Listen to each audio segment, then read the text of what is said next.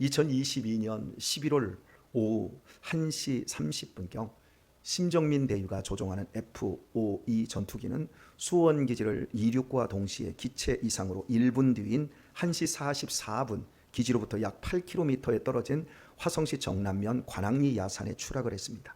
이 사고는 전투기의 노후로 인한 기관 고장이었고 결국 심정민 대위는 사망하였습니다. 추락하기 직전 심 대위는 2차례 이젝트를 외쳤지만 탈출하지 않은 것으로 밝혀졌습니다.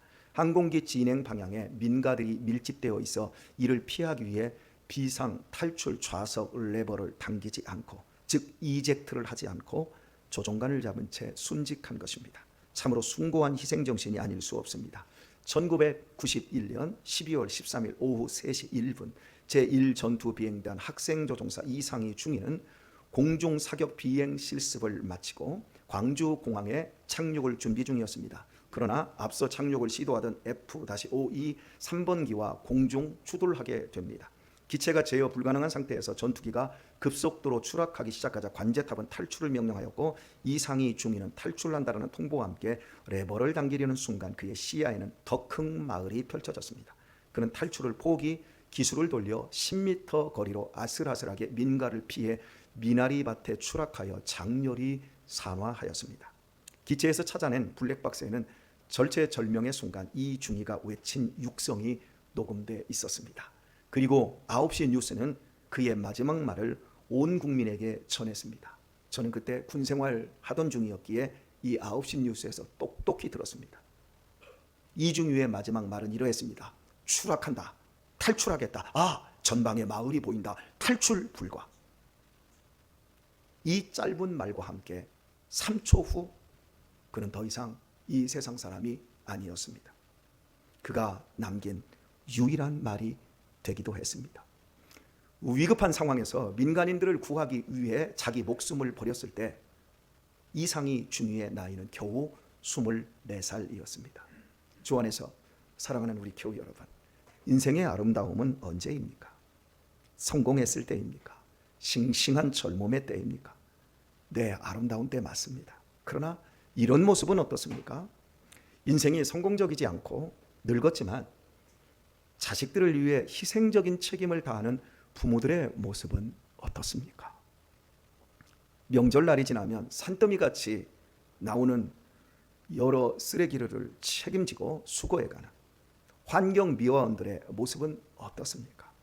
내 집에서 나온 음식 쓰레기도 인상 찌푸리면서 갖다가 통에 집어넣는 것도 힘든데 그걸 다 치워주는 환경미화원들의 모습이 어떠냔 말입니다. 거동이 불편한 늙은 아버지를 목욕탕으로 업고 와서 때를 밀어드리는 50대의 자식의 모습은 어떻습니까? 새벽 이른 시간 강추위를 뚫고 종종걸음으로 전철역을 향해 달려가는 출근객과 학생들의 모습은 어떻습니까? 아름다운 모습이며 고맙기까지 한 모습들입니다. 그러나 또 이런 모습은 어떻습니까? 간혹 양심 없는 공무원들이 업무 시간에 밖에 나와 사우나하고 있으면 어떻습니까? 학교 선생님이 수업 시간에 학생들 자습시켜 놓고 본인은 컴퓨터로 고스톱을 치고 있는 모습은 어떻습니까? 돌도 안 된 어린 자식을 잠재워 놓고 부부가 밤새 나이트클럽에서 놀다 오는 모습은 어떻습니까? 고위직의 공무원들이나 국회의원들의 막말하는 모습은 어떻습니까? 제 아무리 젊고 남부럽지 않은 주의를 가진 성공적인 인생이라 할지라도 결코 아름다울 수 없습니다. 사람의 아름다움은 성실하게 자신의 책임을 다하며 동시에 타인을 섬기고 그 생명을 존중히 여기는 데 있습니다. 그러하기에 전투기 추락의 급박한 상황에서 책임을 다하고 산호한 이상희 중위의 아름다운 희생을 기억하고자 중흥동 주민들은 사고 현장에 추모비를 세웠습니다. 그리고 광주시와 이상희 중위의 고향인 성남시는 각각 그의 이름으로 명명된 상위 공원을 조성하여 그의 아름다운 희생을 널리 알리고 있습니다. 심정민 대위 역시 푸르고 아름다운 청년 심정민 추모 사업회가 결성이 되었고 현재 대방동, 대림동이라고 하나요? 보람의 공원 내에 심정민 배 위에 이제 동상이 만들어져 그의 삶을 기념하고 있습니다. 이처럼 타인의 생명을 지키며 사랑의 책임을 다하고자 자신을 희생하는 삶은 아름다움과 동시에 거룩한 것입니다. 이런 면에서 주님은 참으로 아름다우시며 완전 무결하게 거룩하십니다. 우리에게 아무런 조건과 자격도 따지지 않고 우리를 죄에서 구원하여 영원히 살려주시고자 십자가에서 당신의 귀한 생명을 깨뜨려 속죄물이 되시는 사랑의 책임을 다해 주셨기 때문입니다. 그 책임 때문에 오늘 우리가 구원을 받아 하나님을 아버지라 부르며 천국을 바라보며 이 자리에 있지 않습니까? 오늘 본문에서도 주님께서는 그 사랑의 책임을 다해 주셨습니다. 안식일법을 어기면 자신의 생명이 위태롭게 될 것을 뻔히 아시면서도 평생 소경으로 살아왔던 자를 그냥 지나치실 수 없으셨습니다. 그의 불행을 해결해 주므로 주님은 당신의 목숨을 거시는 사랑의 책임을 다하셨습니다. 이것이야말로 얼마나 아름답고 숭고한 용기에 기반한 사랑입니까? 칭찬받아 마땅한 일입니다. 그러나 바리새인들은 주님을 비난하며 예수님과 예수님으로 사랑을 입은 사람을 싸잡아 죽이고자 하였습니다. 참으로 바리새인들은 주님과 사람 사이를 갈라놓는 분열주의자들이요 껍데기만 붙든 종교 형식자들이었습니다.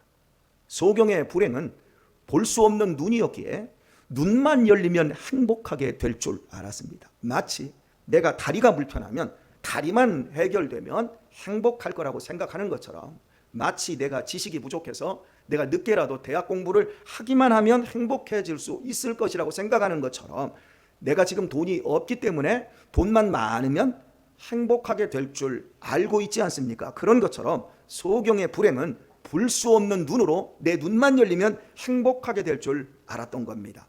그리고 자기보다 더 불쌍한 사람은 이 세상에 없다고 생각했습니다. 그러나 막상 눈을 떠보니 자기의 생각과 전혀 달랐습니다. 자신만 불행하고 문제인 줄 알았는데 눈을 뜬 사람들이 더 문제였습니다. 그들이 자기보다 더 보지 못했습니다. 바리새인들은 소경되었다가 광명을 얻은 이 사람을 계속해서 신문을 했습니다. 그는 예수는 선지자이고 나는 분명 그로 인해 눈을 뜨게 되었다. 그분은 하나님의 선지자다. 몇 번을 대답을 했습니다. 그럼에도 몇 번이나 똑같은 신문을 계속하자 이 사람은 자신이 출교를 당할 각오로 도리어 물었습니다. 내가 이미 일렀어도 듣지 아니하고 어찌하여 다시 듣고자 하나이까? 당신들도 그 제자가 되려 하나이까? 그가 아무리 대답을 해도 소용이 없었습니다. 그들이 요구하는 것은 오직 하나밖에 없었습니다. 예수가 안식일을 범한 죄인이라고 말하는 것이었습니다. 얼마나 답답한 노릇입니까? 그는 비로소 자기가 지금까지 앞을 보지 못하고 지낸 것이 가장 비참한 것이 아니었다는 사실을 알게 되었습니다. 그보다 더 불행한 것이 있었습니다. 그것은 정신이 눈멀어서 하나님의 은혜를 전혀 보지 못하는 것이었습니다. 소경이었던 자기도 보고 있는 하나님의 은혜를 멀쩡한 두 눈 가진 수많은 사람들이 전혀 보지 못하고 있는 것입니다. 생텍쥐베리의 어린 왕자는 짧고 간결하지만 매우 철학적인 책입니다. 어린이들이 보는 책이라고 깜보면 안 됩니다. 굉장히 철학적입니다. 여기에 이런 얘기가 나옵니다. 내 비밀은 이런 거야. 매우 간단한 거지. 오로지 마음으로 보아야만 정확하게 볼 수 있다는 거야. 가장 중요한 것은 눈에는 보이지 않는 법이야. 네 장미꽃을 그렇게 소중하게 만든 것은 그 꽃을 위해 네가 소비한 시간이란다. 잘 기억하기 위해 어린 왕자가 다시 말했다. 그러나 네가 나를 기르고 길들이면 우린 서로 떨어질 수 없게 돼. 난 너에게 이 세상에서 단 하나뿐인 사람이 되고 난 너에게 둘도 없는 친구가 될 테니까. 여러분, 가장 중요한 것은 눈에 보이지 않는데 시간은 눈에 보이지 않습니다. 시계가 보인다고 시간이 보이는 거로 오해하면 안 됩니다. 시간은 눈에 보이지 않습니다. 오직 마음으로밖에 시간을 볼 수 없습니다. 시간을 마음으로 보는 사람만이 사람을 얻을 수 있습니다. 지난 주일에도 말씀드렸지만 우리 교회 아이들과 국토종단과 횡단을 함께 하지 않았습니까? 사진을 한번 볼까요? 그냥 사진 몇 장을 제가 캡처를 해서 올려드렸습니다. 우리 교회 밴드에 국토종단 코너가 있습니다. 거기에 보면 국토종단 일정, 횡단 일정, 모든 사진들, 줄거리들을 다 해놨습니다. 자, 이랬습니다. 영상도 한번 볼까요? 걷는 영상입니다.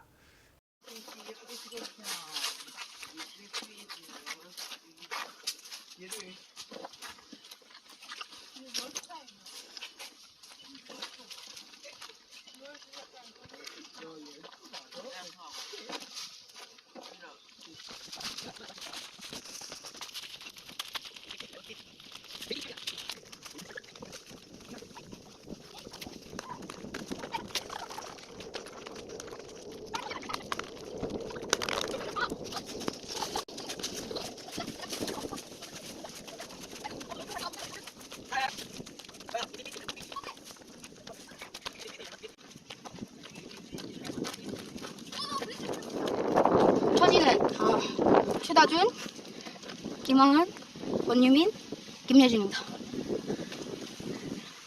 아빠를 따라가는 어린이 권유진, 서가연, 최성주, 김윤솔, 김윤지입니다. 뒤를 볼까요? 아주 잘 놀고 있네요. 영상 나옵니다. 앞으로 가겠습니다. 빠른 속도로 가볼까요?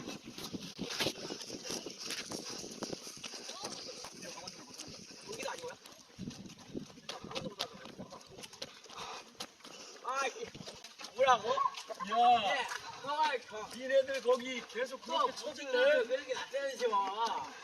아, 서가에 경기도 강원도 경기도 아닌 거야. 경기도는 그렇게 강원도가 이제 바짝 붙었어요.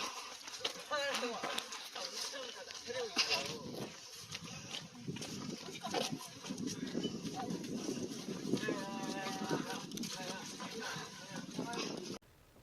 임진각에서 해남 땅끝마을까지 560km를 함께 걸었고 아산만에서 강릉 안목해변까지 297km를 걸었습니다. 더위를 뚫고 도착한 땅끝에는 엄청난 보물이 있지 않았습니다. 강추위와 폭설을 뚫고 도착한 안목해변에는 모래뿐이었습니다. 고생 끝에 주어진다라는 보람도 있지 않았습니다. 엄청난 성취욕이 가슴을 뛰게 하지도 않았습니다. 그저 지치고 힘에 겨운 육신밖에 없었습니다. 빨리 집에 가서 쉬고 싶을 뿐이었습니다. 눈으로 볼 때 아무것도 국토종단과 횡단을 통해 얻은 것은 없었습니다. 그저 그 먼 곳까지 돈 쓰고 시간 낭비하며 에너지를 쏟아 부은 것밖에 보이는 것이 없습니다. 낭비입니다. 하지만 잠자리에 누울 때든지 상념에 잠기면 걷는 길에서 함께했던 아이들이 마음속에 떠오릅니다. 쏟아지던 햇빛과 논과 밭의 전경, 더위에 지쳐서 헉헉거리는 아이들과 비바람이 보입니다. 영하 25도 강추위에 몸은 얼어붙고 눈에 바람이 들어오려면 눈을 찌릅니다. 그래서 눈을 감아야 하는 이 찬바람에도 전진하고 있는 아이들과 허리까지 쌓인 눈이 보입니다. 길바닥에 그냥 벌렁 누워서, 어디 아이들이 길바닥에 그냥 누울 일이 있겠습니까? 그냥 옷 입은 채로 벌렁 누워서 푸르디 푸른 하늘을 보고 아이스크림 하나가 얼마나 시원하고 달았는지 생각이 나고, 배고픔에도 걷고 또 걷고 걸어서 드디어 허겁지겁 밥을 먹을 때 행복과 숙소에 들어가 샤워 후에 그 개운함이 생각이 납니다. 2천리가 넘는 길 위에서 함께했던 시간이 행복한 추억으로 제 영혼에 깊이 새겨져 있습니다. 아마 죽을 때까지 이 추억은 저를 행복하게 할 겁니다. 저만 그럴까요? 아닙니다. 함께했던 7명의 아이들 모두가 저와 동일한 추억을 평생토록 가질 것입니다. 그리고 그것이 더 큰 행복으로 이어지는 삶의 힘이 되어 줄 것입니다. 바로 그것 때문에 여러분들이 제 건강을 걱정해도 제가 아이들에게 소중한 시간을 주었던 것입니다. 돈보다 더 귀한 시간. 그래서 제 무릎이 착살나고 있고 제 허리가 망가지고 있음에도 불구하고 돈으로 계산할 수 없는 그 소중한 시간을 주었던 것입니다. 사람을 아름다운 장미꽃처럼 만드는 것은 오직 보이지 않는 시간을 농밀하게 사랑으로 주는 것밖에 없습니다. 돈을 주고 좋은 학원을 컨택해 주는 것 보이는 겁니다. 그 보이는 것으로 사람의 내면이 바뀌지 않습니다. 농밀하게 시간을 주는 것 외에 없습니다. 자식은 방 안에 들어가 스마트폰하고 게임하고, 부모는 텔레비전 보고 있고, 돈으로 모든 게 육신을 채우고 있고 앞으로 가고 있습니까? 아무것도 바뀌는 것은 없습니다.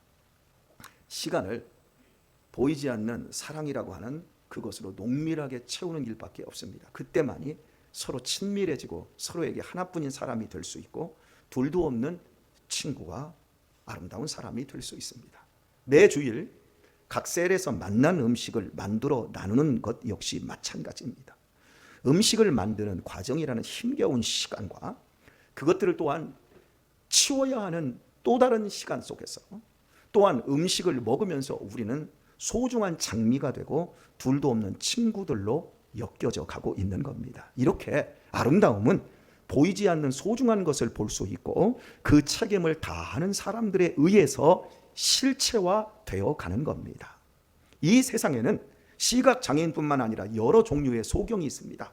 시각장애인 외에도 글을 알지 못하는 문맹인도 있습니다. 컴퓨터를 전혀 알지 못하는 컴맹인도 있습니다. 외국에 나가서 현지인의 말도 못하고 영어도 통하지 않으면 그냥 소경이 되어버립니다. 이처럼 많은 소경들이 있지만 그 중에 가장 치명적인 소경은 하나님의 은혜의 복음을 보지 못하는 소경입니다. 이들을 불신자들이라고 합니다. 그러나 교회 안에도 소경이 있을 수 있는데 그 소경은 하나님의 마음을 전혀 읽지 못하는 소경들입니다. 오늘 본문에도 성경을 읽고 가르치는 율법 교사들, 특별히 바리새인들은 하나님의 마음을 전혀 모르는 소경들이었습니다. 그 결과 율법을 지키면 지킬수록 타인을 사랑하는 그 책임을 다하는 아름다운 사람으로 성장하기는커녕 도리어 앞뒤가 꽉 막힌 형식주의자들이 되어 타인을 불행과 고통으로 내모는 자들이 되어 있었습니다. 저는 이렇게 고백하는 사람들을 많이 보았습니다. 교인들은 뭔가 다를 줄 알았습니다. 목사님들은 뭔가 다를 줄 알았습니다. 권사님들은, 장로님들은 뭔가 다르리라고 생각했습니다. 그런데 막상 교회에 들어오고 나서 저는 실망을 했습니다. 오히려 그분들이 더 답답하고 막혀있고 완고한 것을 보면서 과연 신앙이 이런 것일까? 사람을 이렇게 답답하게 만드는 것이라고 한다면 왜 예수님을 믿는 거지? 신앙은 분명히 우리에게 자유를 준다고 했는데 왜 저분들을 보면 저렇게 막혀있고 완고하지? 바로 이런 사람들이 바리새인들과 사두개인들 같은 사람들입니다. 등잔 밑이 어둡다라는 말이 있듯이 하나님과 가장 가까이 있지만 실은 가장 멀리 있을 수 있습니다. 오랜 신앙의 연조와 대단한 신앙을 가졌는데 다른 사람들에게 대해 너그럽고 따뜻하지를 않습니다. 이렇게 되면 아름다움과 거룩함은 간대가 없고 추함과 속된 민낯으로 사람들의 얼굴을 찌푸리게 만듭니다. 우리가 예수님을 믿은 지 오래된 어른들이나 성경을 제법 아는 분들에게 느끼는 것이 바로 그것입니다. 자꾸 따지고 자꾸 지적질하고 자꾸 토론을 벌이려고 하고 자꾸 가르치려고만 들어요. 자기는 못하면서 남의 허물만 지적을 해요. 어렵고 힘든 것을 다른 사람에게 가르치면서 자기 자신에게는 적용시키지 못해요. 그러면서 자신은 영적으로 밝다고 말하지만 실은 영적인 소경보다 더 답답한 사람이 되어 있는 겁니다. 이렇게 될 수 있는 위험성이 제일 높은 사람이 목사예요. 그리고 그 다음에 장로님들과 권사님들과 안수 집사님들이에요. 그래서 나 자신은 정말 이 교회 안에서 아름다운 사람으로 바르게 성장해 가고 있는지 항상 살피는 일은 굉장히 중요해요. 내가 내 자신을 살피는 것도 중요하지만 다른 사람들이 나를 볼 때 목사님은 젊을 때보다 정말 많이 변했어요. 우리 장로님은 3년 전, 5년 전보다 정말 더 많이 따뜻해지고 정말 더 많이 너그러워지셨어요. 이런 기준들로 우리 자신들을 항상 돌아보아야 합니다. 나는 초지일관 안 변할 거야. 신앙은 변하지 않는 거잖아. 그리고 다른 사람 모두가 다 힘들고 그분 옆에 있으면 숨이 턱턱 막히는, 이렇게 되면 안 되지요. 인사 한번 나눕시다. 바로 너지. 접니다. 사회학 분야의 연구 방법론은 각기 다른 두 가지 주제를 비교 연구하여 상관관계를 찾아내는 상관 연구가 있고요. 한 시점에 한 가지 주제 혹은 여러 주제를 집중적으로 연구하는 횡단 연구가 있습니다. 그리고 긴 기간을 두고 연구하는 종단 연구라는 것이 있습니다. 이 중에 어려운 연구는 종단 연구 방법입니다. 큰 비용과 많은 시간이 필요하기 때문입니다. 종단 연구에 있어서 최고봉인 하버드 그랜트 연구라는 것이 있습니다. 지금도 진행 중에 있습니다. 미국 하버드대는 지난 1938년부터 당시 2학년이었던 남학생 268명을 무려 75년간 추적하는 연구 결과를 했습니다. 연구를 했습니다. 비용이 지금까지 든 비용이 216억이 들었습니다. 당시 백화점 재벌이었던 그랜트가 연구를 후원하였기에 그랜트 연구로 명명한 겁니다. 기간이 길다 보니 그랜트도 죽고 연구팀도 3번이나 바뀌었습니다. 다 죽었어요. 이 연구 대상에는 존 F 케네디 미국 대통령도 포함되어 있었습니다. 그렇다면 이런 엄청난 종단 연구를 한 목적이 무엇일까요? 행복의 조건을 찾는 것이었습니다. 주제가 인간의 행복의 조건이 무엇인가였어요. 하버드생 268명을 대상으로 그들이 늙어 죽기까지 2년에 한 번씩 그들 삶을 심층 체크한 결과 7가지가 행복의 조건으로 나왔습니다. 고통에 얼마나 성숙하게 대응하느냐와 교육과 안정된 결혼 생활, 금연과 금주, 적절한 운동, 알맞은 체중 관리였습니다. 고통에 얼마나 성숙하게 대응하느냐, 그리고 교육은 끊임없이 죽을 때까지 공부를 해야 된다는 거예요.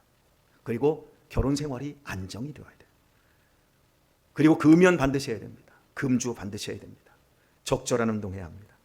알맞은 체중 관리 해야 합니다. 자, 이렇게 7가지가 있는데 이 중에 많은 요소를 갖춘 사람들이 더 행복하다라는 거예요. 그리고 가장 중요한 것이 관계였습니다. 주변의 사람들과 소중한 관계를 맺고 좋은 시간을 함께 웃으며 살아가는 사람들이 행복하면서도 장수하더라는 겁니다. 그리고 행복에 있어서 중요한 변수가 초기 어린 시절에 충분한 사랑의 경험이 노년에까지 이어진다는 것이었습니다. 어린 시절의 학대나 과잉보호 경험은 성인이 되어 그대로 나타나 인간관계를 잘 못하게 되고 특히 결혼 생활에 있어서 사랑에 서툴러서 배우자를 고통의 나락으로 떨어뜨리고 결국 자신도 늙어서 거의 치매가 걸려 망가지더라는 거예요. 이렇듯 인생 초년기가 행복에 있어서 그리도 중요한 변수라는 거예요. 저도 우리 아이들 넷을 키우고 있기 때문에 참 이 결과를 보면서 얼마나 섬뜩하고 부모로서 이 책임이 큰지를 더 생각하게 되었습니다. 그리고 무엇보다도 중요한 인간관계는 부부였습니다. 행복한 삶은 부부의 소통과 교제에 있었습니다. 행복한 결혼 생활을 한 부부는 서로 의지하며 서로의 모자람을 채워주고 심지어 어린 시절에 상처까지 극복하게 하더라는 것입니다. 결혼이 그만큼 절대적인 것입니다. 그리고 결혼 생활을 망치는 심각한 변수는 아까 우리가 살펴보았듯이 술이었습니다. 평생 행복한 결혼 생활을 한 연구 대상자 49명 중 알코올 남용자는 단 한 사람도 없었고 그 배우자 중 단 2명만 알코올을 남용했습니다. 반면 평생 불행한 결혼 생활을 한 연구 대상자 48명 중 11명이 알코올 의존자, 9명의 배우자가 알코올 의존자였습니다. 그러니까 모두 알코올 중독자였다는 거예요. 보고서는 술에 대한 결론을 이렇게 내렸습니다. 그대로 제가 읽어줄게요. 결혼 생활이 불행하기 때문에 술을 마시는 게 아니다. 술을 마심으로써 결혼 생활이 불행해진다는 거예요. 그런데 술을 마시며 불행한 인생을 사는 사람들은 내가 불행하기 때문에 술을 마신다고 우긴다는 거예요. 주 안에서 사랑하는 교우 여러분, 이 엄청난 종단 연구의 과학적인 결과 앞에 여러분은 무슨 생각이 드십니까? 같은 대학을 나온 똑같은 조건에 있는 268명을 대상으로 죽을 때까지 75년간의 결과를 축적한 과학적인 산물입니다. 이 연구는 계속됩니다. 그의 자식들이 어떻게 살 것이고 그의 손주들이 어떻게 앞으로 살 것인가, 한 50년 후가 되면 이것까지 3대에 걸쳐 결과가 나올 겁니다. 이 75년간의 결과를 축적한 이 과학적 산물 앞에 여러분은 무슨 생각이 드십니까? 여기에 무슨 이견이 있으십니까? 여러분의 생각은 다르십니까? 만약 이견이 없다면, 행복하려고 한다면 삶을 바르게 사셔야 합니다. 체중 줄이세요. 아멘들을 안 해. 보영이 술 끊었지? 네, 저절로 끊었어요. 담배는 다 끊으셨지요? 네, 고통에 대해 성숙하게 대응하지 않으면 결국 고통에 죽습니다. 인간관계 잘 하셔야 합니다. 죽기까지 배우며 사십시오. 배우자를 사랑하고 존중해 주십시오. 술과 담배는 절대 끊고 입에 대지 마십시오. 적절하게 운동하고 알맞게 체중 관리들을 하십시오. 그런데 우리 솔직하게 한번 생각해 보십시다. 우리가 이거 몰라서 이렇게 안 살았나요? 그랜트 연구가 없었고 그 결과를 몰라서 행복하게 못 사는 겁니까? 이미 다 알고 있습니다. 이미 고대로부터 행복은 좋은 인간관계에 있음을 다 알지 않습니까? 사랑의 가치를 다 알지 않습니까? 행복은 사랑을 통해서만 온다라는 사실은 진리 아닙니까? 인생에 남는 것은 사랑 아닙니까? 경제적 풍요나 사회적 특권에 행복이 있지 않고 사랑하고 사랑받는 것에 행복이 있음을 우리 다 알지 않습니까? 그런데 다 알면서 왜 사람들이 행복한 인생을 살지 못하는 것일까요? 소경이기 때문입니다. 지식으로만 알고 있을 뿐 그렇게 살 수 있는 의지도 힘도 없는 무력한 존재가 인간입니다. 늘 정면으로 오늘의 보이지 않는 시간들, 그 중요한 시간을 살지 않고 슬슬 피해 다니는 거예요. 핑계하면서. 그러니까 체중은 불고 적절하게 운동 못하고 끊어야지 하면서 끊지 못하고, 그러니까 배우지 않고 사랑하지 않고 고통에 직면할 때마다 그 고통을 통해서 더 승화되는 것이 아니라 고통을 매일 피해만 다니니까 교회만 옮겨 다니고 걸핏하면 싸우고 그런 식으로 인생을 망치는 거예요. 서울대학교는 작년 6월부터 서울대 대학혁신센터에서 학부생 500명 이상을 대상으로 하버드대 그랜트 연구와 같은 주제인 행복의 조건을 찾아 30년간 종단 연구를 시작한다라는 기사가 나왔습니다. 한국판 그랜트 연구를 할 수 있겠습니다. 고무적인 일입니다. 하지만 냉철하게 생각하자면 이 연구한다고 우리 한국 사람들이 달라지는 것이 있을까요? 30년 후가 되어 발표되었을 때 모르는 것을 알려주었다고 이제부터 그대로 살려고 할까요? 미국을 보십시오. 그랜트 연구 발표 이후 지금까지 달라진 것이 아무것도 없어요. 우울증은 더 높아졌고요. 미국의 사망 1위가 우울증입니다. 자살률. 우리나라 20대, 30대, 40대 사망률 1위가 암이 아니라 자살이에요. 우울증, 자살률, 이혼율이 줄어들었거나 반대로 행복한 결혼 생활이 증대되지도 않았습니다. 그냥 그대로일 뿐이에요. 연구만 하는 거예요. 218억 돈만 들어간 거예요. 서울대도 연구만 할 거예요. 그리고 끝입니다. 알아도 그렇게 안 삽니다. 모두 소경입니다. 여러분에게 묻습니다. 여러분은 소경 아니지요? 소경 아니시지요? 오늘의 말씀을 맺겠습니다. 신앙은 개념을 갖는 것이 아니라 사는 것입니다. 믿는 것을 사는 것이 신앙이라고 합니다. 인생은 추락하는 전투기보다 더 빨리 지나가 버리고 맙니다. 무엇을 선택하며 살아야 될까요? 지금 사랑하는 것입니다. 어떤 경우에도 배우자와 자녀와 부모 형제와 교회와 교우를 향한 사랑의 조종관을 놓지 않는 것입니다. 여러분이 소경이 아니라고 한다면 시간을 볼 수 있어야 됩니다. 여러분이 영적인 소경이 아니고 하나님과 천리말리 떨어져 있는 불신자가 아닌 하나님의 자녀이고 천국의 안식처가 준비되어 있음을 믿는다면 당장 행복한 삶을 사십시오. 부디 자유와 행복과 사랑과 신뢰를 회복하고 더 복된 인생 살게 되시길 예수님의 이름으로 축원합니다.